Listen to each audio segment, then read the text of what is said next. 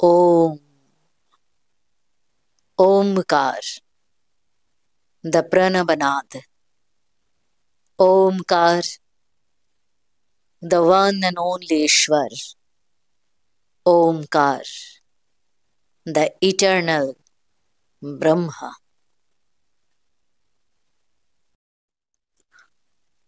ওম বা ওমকার হিন্দু, বৌদ্ধ ও জৈন ধর্মের পবিত্রতম ও সর্বজনীন প্রতীক, পবিত্রতম শব্দ এবং এক অভূতপূর্ব জাদুকরী মন্ত্র। সনাতন ধর্মে হিন্দু দর্শনের সর্বোচ্চ ঈশ্বর পরম ব্রহ্মের বাচক এই ওমকার। সনাতন ধর্মের প্রতিটি সম্প্রদায় এবং উপসম্প্রদায়ের মধ্যেই এটিকে অত্যন্ত পবিত্র শব্দ বলে গণ্য করা হয়। স্বামী বিবেকানন্দ বলেছিলেন, ওঙ্কার সমগ্র ব্রহ্মাণ্ডের প্রতীক, ঈশ্বরেরও প্রতীক। ঠাকুর রামকৃষ্ণ পরমহংস বলেছেন, ওং থেকে ওং শিব, ওং কালী, ওং কৃষ্ণ হয়েছেন।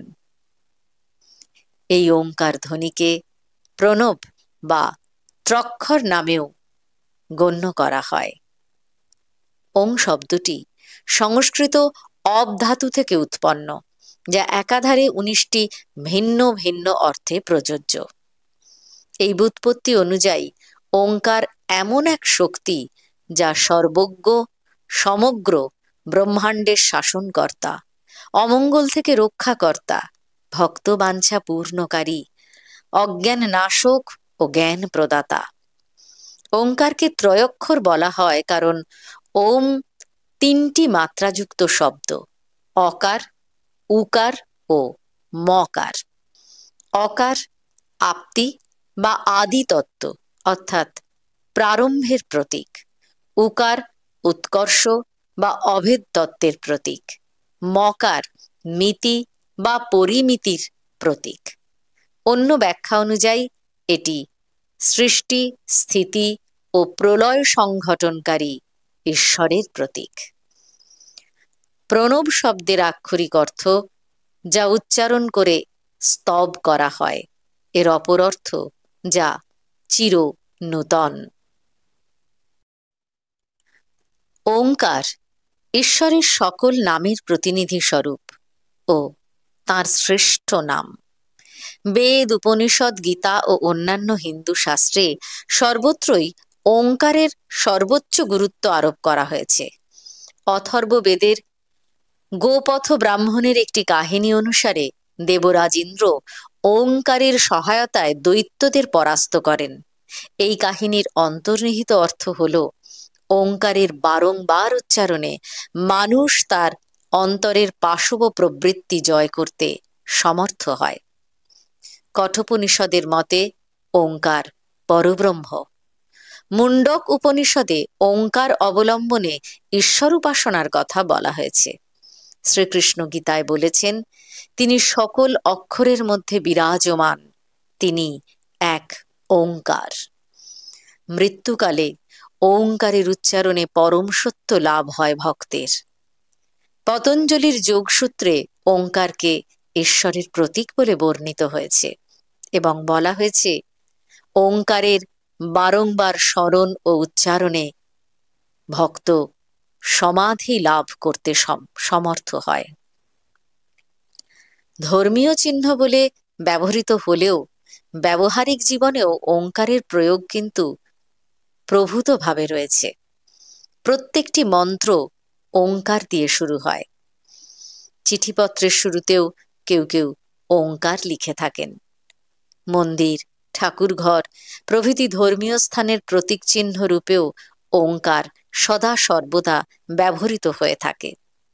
এছাড়া আজকের দিনে যোগাসনে ওম বা ওম শব্দের বহুল ব্যবহার লক্ষ্য করা যায়।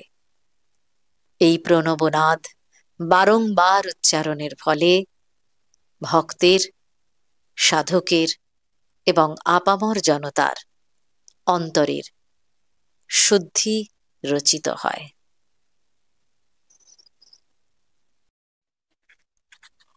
ওম শব্দটিতে তিনটি বক্ররেখার অর্থ। তিনটি বক্ররেখা তিনটি চেতনার অবস্থান প্রতিনিধিত্ব করে: জাগ্রত, স্বপ্ন ও গভীর সুষুপ্তি। অনেকে বিশ্বাস করেন যে ওম প্রতীকটির তিনটি বক্ররেখা তিন প্রধান হিন্দু দেবতাকে প্রতিনিধিত্ব করে: ব্রহ্মা, বিষ্ণু ও Maheshwar.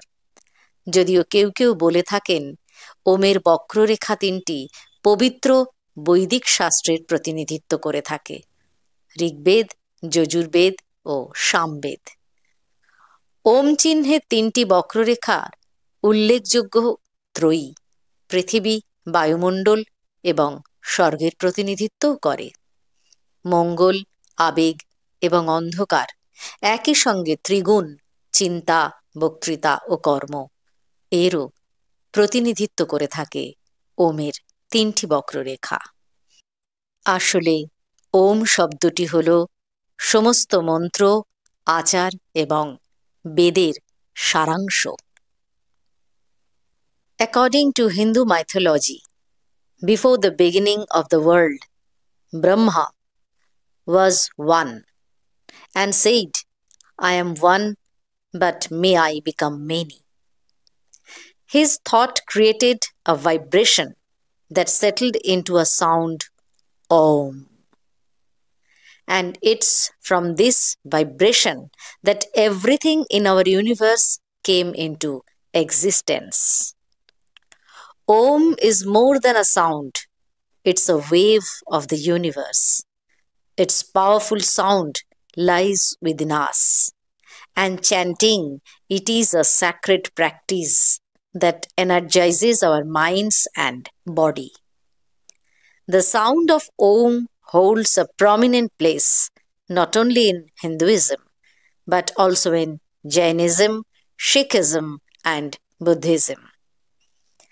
It is the first sound of the universe and thus connects all living beings on the planet to nature, the universe, or the supreme power that guides it. জয় গুরু পরমেশ্বর। ওম নমঃ শিবায়। ওম নমঃ শিবায়। ওম নমঃ শিবায়।